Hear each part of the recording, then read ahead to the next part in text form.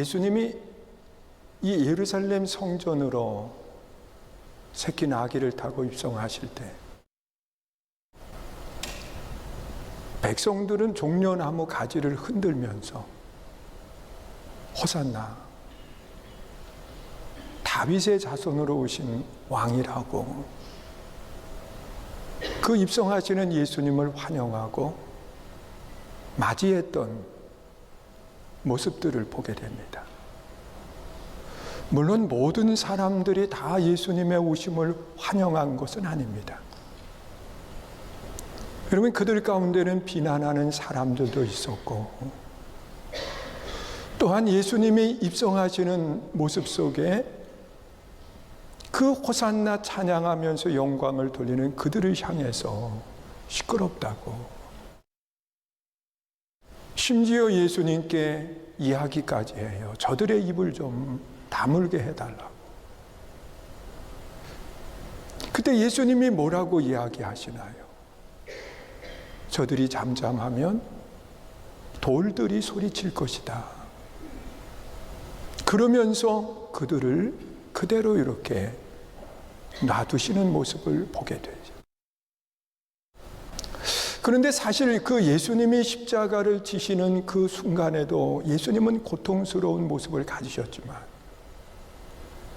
그 십자가로 나아가는 과정 속에 그 예루살렘 성전의 입성은 더더욱 아픔의 마음을 가졌을 거예요. 지금 예수님의 입성을 환영하고 있는 저 사람들이 채 한 주간도 지나지 않아서 예수를 십자가에 못 박으라고 외치는 사람들로 바꾸어지는 겁니다. 그런데 예수님은 이런 사실을 미리 알고 있었어요.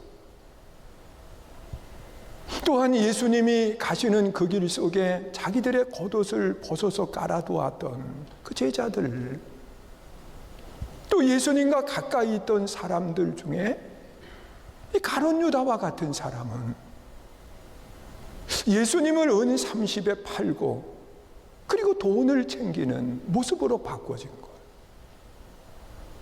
그러니 예수님이 그들을 바라볼 때 얼마나 마음이 힘들었겠어요.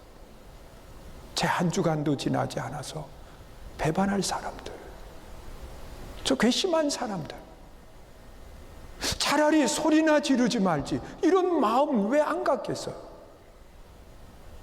그러니 예수님이 이 예루살렘 성전의 입성은 십자가를 향한 고난의 아픔도 있지만 그 사람들을 바라보는 그 마음의 아픔이 예수님께는 있다는 사실입니다. 그러면서도 예수님은 한 걸음 한 걸음씩 예루살렘 성전을 향해서 나아갑니다. 그러면서 예수님은 이 예루살렘 성전으로 입성하셨는데 오늘 우리는 그날을 기념을 해서 우리가 함께 종려주의를 지키는 겁니다. 그런데 성경에 나타나 있는 말씀을 보면 이 예수님이 예루살렘 성전에 입성하시는 그 모습 속에서 오늘 우리들에게 말씀하시는 아주 중요한 의미들이 있습니다. 그것이 뭐냐고 하면 가장 먼저는요, 하나님의 언약의 성취를 보여주는 겁니다. 여러분, 하나님은 어떠한 일들을 행하실 때 은밀한 가운데 아무도 모르게 하나님이 일을 행하시는 분은 아닙니다. 성경에 나타나 있는 말씀을 보면 어떤 일을 행하실 때 반드시 하나님은 미리 말씀을 하세요. 그리고 그 말씀하신 그대로를 가지고 그 언약된 것을 이루어 가시는 모습을 보게 돼요. 여러분, 사람들은 약속을 하고 난 뒤에 그 약속을 다 지키느냐? 우리 한번 생각해 봐요. 그 약속들을 다 지키지 않아요. 저도 우리 성도님들이 어떠한 약속을 하면 다 100% 믿어야 되는데 다 믿지를 못해요. 우리 성도님이 와서 인사를 하고 은혜를 받으면 목사님, 내가 이 교회에서 아주 충성하면서 열심히 신앙생활 하겠습니다. 그렇게 아주 철석같이 약속한 분은 얼마 지나지 않아서 얼굴이 안 보여요. 어디 갔냐 그러면 벌써 시험에 들었다는 거예요. 그래서 깨달은 것이 뭐냐고 하면 쉽게 끓는 거, 쉽게 식는다, 뭐 이런 얘기 있듯이요. 그래요.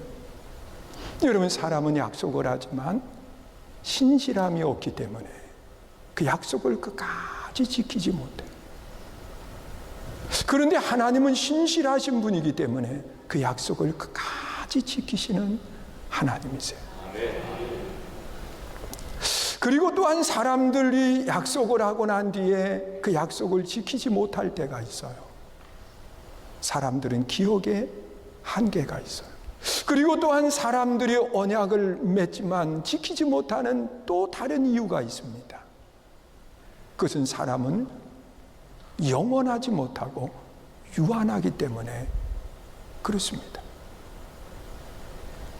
제가 어릴 때 학교 다닐 때 이제 초등학교에 입학을 하고 저희 어머님이 여기다가 큼지막하게 수건 하나를 이렇게 달아주셨어요. 그것도 떨어져 나가지 않게 바느질까지 해가지고 여기다 이렇게 달아주면 코 흘릴 때마다 이렇게 해서 닦고 그랬어요. 이제 어릴 때 저희 어머님이 학교까지 데려다 주시고 데려오고 그러면서 조금 익숙해지면 이제 너 혼자 가라 그리고 보내. 그러면 가면서 제가 우리 어머님에게 그러거든요. 엄마 기다려줄 거지요? 그러면 걱정하지 말라는 거예요. 갔다 오면 내가 여기 있을 테니까 걱정하지 말아라. 그러면 안심을 하고 학교에 갔는데 갔다 오면 우리 어머님이 거기 안 계실 날이 더 많아요. 그러면 이제 생각하는 거야. 아, 우리 엄마가 어디로 갔을까? 그러면 이제 일하러 논으로 가거든요. 밭으로 가거든요. 그러면 가방 맨 채로 그 내려놓는 걸 몰라서 맨 채로 그냥 달려가 보면 거기 어머님이 계세요. 나중에 우리 어머님한테 한번 물어봐 주세요. 천국에 가셔서 저 인사 참 잘했어요. 학교만 갔다 오면 어머님이 있는 곳으로 달려가서 꼭 인사를 해야 그 다음에 가방 내리는 것을 했어요. 근데 이제 저희 어머님이 연세가 많으셔가지고요. 이제 하나님이 부르시는 날이 얼마 남지 않았어요. 저는 알거든요. 그러면 기다려준다라고 이야기하셨던 그분은 기다리지 못해요. 약속은요, 지키라고 있는 건데 사람은 약속을 지키고 싶어도 못 지킬 때가 있어요. 유한하기 때문에. 하나님이 부르시면 다 놔둬야 되기 때문에 그런 거예요. 그런데 하나님은 처음부터 영원까지 계시는 분이에요. 믿으세요? 하나님은 누구에 의해서 창조되신 분이 아니라 스스로 계신 분이에요. 그 하나님의 약속은 변하지 않아요. 그런데 예수님께서 예루살렘 성전으로 입성하실 때에 그 약속의 신실함을 몸으로 보여주신 사건이 예루살렘 성전의 입성입니다. 여러분, 예수님이 예루살렘 성전에 입성하실 것을 미리 스가랴 선지자가 알고 있었어요. 그래서 스가랴서 9장 9절에 보면 그렇게 기록을 하고 있어요. 읽습니다. 시온에 따라 크게 기뻐할지어다. 예루살렘에 따라 즐거이 부를지어다. 보라, 왕이 내게 임하시나니 그는 공의로우시며 구원을 베푸시며 겸손하여 나귀의 색탄이시나니 나귀의 작은 것 곧 나귀 새끼니라. 여러분, 이 스가랴 선지자를 통해서 아주 분명하게 약속을 했어요. 나귀 새끼를 타고 입성하실 것을 말이에요. 예수님은 백마를 타고 입성하실 수도 있어요. 생각해봐요. 그 매여 있는 나귀 새끼를 끌고 올 때 예수님은 그 끌고 오는 제자에게 누가 쓰겠냐고 물어볼 때 답변할 것을 주셨어요. 주가 쓰시겠다 하라. 모든 것의 주인이 주님이시기 때문에 얼마든지 백마를 타고 입성하실 수도 있어요. 그런데 예수님은 나귀 새끼를 타셨어요. 왜? 언약을 성취하기 위해서. 여러분, 오늘도 우리가 신앙생활하면서 하나님이 약속하신 것은 1.1획도 안 바꿔요. 믿는 자가 구원함을 받는다고 하는 이 사실을 하나님은 바꾸지 않아요. 믿으세요? 그래서 우리는 예수님을 믿는 거예요. 또한 예수님이 예루살렘 성전에 입성하신 것은 무엇을 의미하고 있느냐? 두 번째로 우리에게 주시는 것은요, 예수님의 입성은 대속의 양으로서의 입성이에요. 여러분, 예수님은 자신의 몸을 이 대속을 위해서 내어 주신다는 거예요. 우리의 모든 죄를 예수님이 대신 담당하시고 십자가에 달려 죽으신다는 거예요. 바로 예수님의 입성은 대속의 양으로서의 입성이에요. 믿으세요? 그리고 또한 이 예수님의 입성을 통해서 우리에게 말씀하시는 세 번째 의미가 있어요. 그것은 평화를 주시는 왕으로서의 입성이에요. 여러분, 나귀 새끼를 탄다고 하는 것은 나귀는 평화를 상징하고 있습니다. 그래서 이 나귀 새끼를 타고 입성하신다고 하는 것은 예수님이 이 땅에 진정한 평화를 주시기 위해서입니다. 여러분, 성경을 보면 처음 예수님이 이 땅에 오실 때 하늘에서 음성이 들렸습니다. 우리가 너무도 잘 알고 있는 말씀이에요. 누가복음 2장 14절에 보면 하늘에는 영광이요 땅에서는 기뻐하심을 입은 사람들 중에 뭐라고요? 평화로다 그랬거든요. 예수님은 분명히 이 땅에 평화를 주시기 위해서 오셨어요. 믿으세요? 그래서 그 평화의 상징인 나귀 새끼를 타시고 예수님은 예루살렘 성전으로 입성을 하신 겁니다. 우리에게 평화를 주시기 위해서. 여러분, 세상을 살아가면서 깨닫는 것 중에 하나가 아픔 중에 제일 큰 아픔은 내 삶의 평화를 잃어버린 아픔이에요. 여러분, 내 삶의 평화를 잃어버리면 밤잠을 자지 못해요. 여러분, 내 삶의 진정한 평화를 잃어버리면 사람은 고통할 수밖에 없어요. 그런데 우리 주님은 자신의 몸으로 이 땅에 평화를 주시는 것 믿으세요? 그리고 또한 예수님의 입성을 통해서 오늘 우리에게 주시는 아주 귀중한 의미가 있어요. 예수님이 입성하실 때 그 백성들은 종려나무 가지를 손에 들고서 그걸 흔들면서 호산나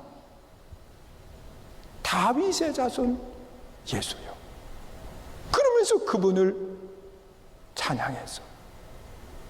여러분, 당시에 이 왕의 입성 때 종려나무 가지를 흔들 때가 언제냐고 하면 왕이 군사를 이끌고 전쟁에 나갑니다. 그리고 그 전쟁에서 승리하고 돌아올 때 백성들은 종려나무 가지를 흔들면서 왕의 승리를 환영하는 겁니다. 이것은 예수 그리스도의 승리를 말하고 있는 겁니다.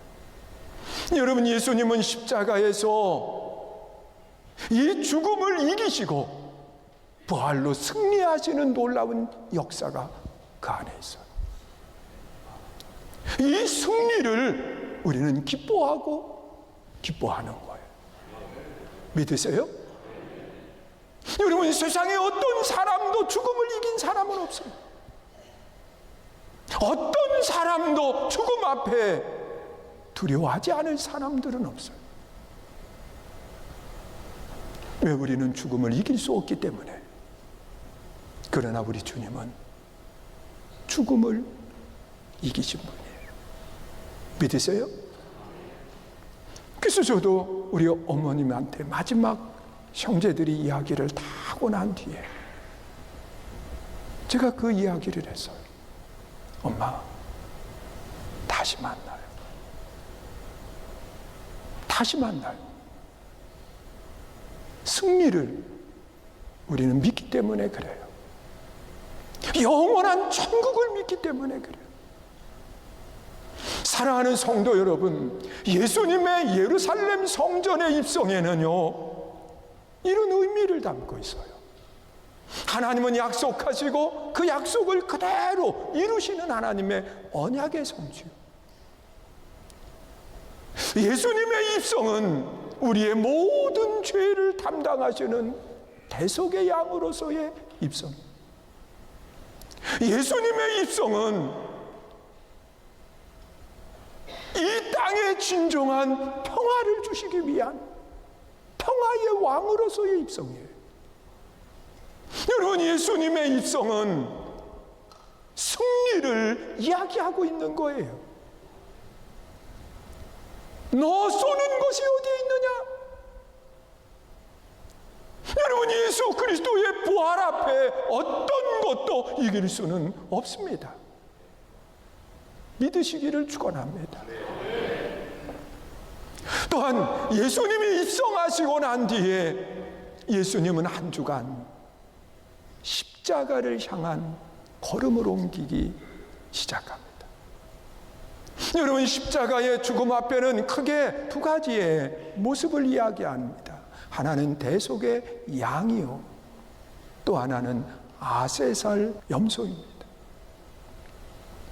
여러분, 속죄의 양은 여러분, 백성들이 죄를 지었을 때 그 죄의 값을 지불하고 양이 죽는 겁니다. 그러면서 하나님 앞에 그 제물을 드리고 난 뒤에 하나님이 그들에게 대속을 약속하신 것을 선언하는 겁니다. 예수님은 우리의 모든 죄, 우리의 과거의 죄, 오늘의 죄, 내일의 죄까지도 우리 주님은 다 십자가에서 달려 죽으셨습니다. 대속의 양으로서 말입니다. 여러분, 이러한 모습을 예수님보다 6개월 먼저 이 땅에 와서 예수님이 오시는 그 길을 예비했던 요한이 예수님을 바라보면서 아주 분명한 고백을 합니다. 보라, 세상 죄를 지고 가는 하나님의 어린 양이라고 말하고 있어요. 여러분, 우리의 모든 죄를 예수님은 십자가에서 담당해 주신 겁니다. 그리고 또한 아세살 양은, 염소는요, 그 제사장 앞으로 염소를 끌고 와요. 그러면 제사장은 그 염소의 머리에 손을 얹고 백성들의 모든 죄를 전가시키는 거예요. 그리고 정한 사람으로 하여금 그 염소를 끌고 거리를 지나게 합니다. 수많은 사람들이 그 모습을 보기 위해서 몰려듭니다. 그러면 거리를 지날 때 사람들은요, 침을 뱉어요. 왜? 우리의 모든 죄를 거기에 전가시켰으니까 인류의 모든 죄를 지고 가는 거예요. 그래서 침을 뱉어요. 조롱을 해요. 걷어차요. 돌을 던져요. 그래서 이 가는 과정 속에 그 죄값을 지불하는 거예요. 온몸 피투성이가 돼요. 여러분 알잖아요. 염소도 그렇고 양도 그렇고 눈이 얼마나 커요. 그 큰 눈이 주인을 향한 원망으로 바꿔지겠지. 나를 지켜주지 않는 원망의 눈으로. 그러면서 사람들이 많은 거리를 지나 피투성이가 된 그를 끌고 이제 요단강으로 가요. 거기에는 배 한 척이 준비되어 있어요. 그러면 피투성이가 된 그 염소를 그 배에 그 사람이 싣고 강을 건너요. 그리고 그 피투성이가 된 염소를 광야로 내보내는 겁니다. 그러면 이미 저녁이 돼요. 이 광야로 버려진 염소, 다시 돌아올 수 없다고 해서 아세살이라고 이야기하는 거예요. 그러면 그 염소는요, 칠흑 같은 어두움 속에 온몸은 피투성이가 된 그 상태에서 그 광야의 이리 때 짐승들에게 온몸이 찢겨지는 거예요. 그 부르짖음, 울부짖음의 소리를 들으면서 그 염소를 끌고 간 그 사람이 반대편의 사람들에게 신호를 보내요. 그러면 자기들의 죄를 사함받은 감격과 기쁨 속에 거기서는 축제가 벌어지는 거예요. 이것이 아세살량.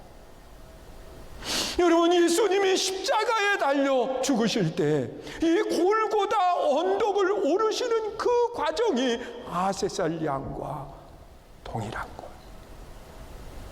여러분, 사람들은 예수를 향해서 돌을 던져요. 사람들은 예수를 향해서 침을 뱉어요. 어떤 사람은 걷어차기도 해요. 로마의 병정들은 책찍으로 온몸을 피투성이가 되도록 만들어요. 예수님은 그 고난 속에 묵묵히 그 십자가를 지고 가는 것. 아세살 양으로서의 말이에요. 이것이 예수님이 가는 길이에요. 여러분, 예수님의 십자가의 대속의 죽으심은요, 우리의 육체로 지은, 우리의 손과 우리의 발로 지은 모든 죄를 담당해 주신 거예요. 또한 예수님의 십자가의 죽으심은 영적 고통을 이야기해요. 여러분, 성경을 보시면 예수님은 항상 함께 했습니다. 우주 만물을 창조하실 때도 성부, 성자, 성령 하나님이 함께 하십니다. 이 세상의 역사를 이끌고 가실 때에도 성부, 성자, 성령 하나님이 함께 하십니다. 그러나 십자가에 죽으신 만큼은 인간의 몸을 입고 오신 예수님이 홀로 그 고통을 다. 그래서 그 십자가의 고난 속에 예수님은 그렇게 기도합니다. 엘리 엘리 라마 사박다니, 나의 하나님, 나의 하나님, 어찌하여 나를 버리셨나요? 여러분, 우리가 주님을 믿지 않는 사람들은 그 고난 속에, 죽음의 그 고통 속에 홀로 가는 겁니다. 그러나 예수 그리스도와 함께하는 사람들은 사망의 음침한 골짜기에서도 두려워하지 않는 거예요. 왜? 주께서 나와 함께 하시기 때문에. 그래서 죽음의 길이 고통의 길이 아니라 그 죽음의 길은 주님과 함께 동행하는 길입니다. 믿으세요? 우리 주님은 아주 분명하게 약속을 해요. 나는 길이요 진리요 생명이, 나로 말미암지 않고는 아버지께로 가지 못한다. 여기 나로 말미암지 않고는 우리 주님이 함께 하심을 말하는 겁니다. 사랑하는 성도 여러분, 이 주님의 십자가의 고난을 다시 한번 묵상해 보시면서 그 은혜에 감사하고 영광을 돌리는 믿음의 복된 삶이 될 수 있기를 축원합니다.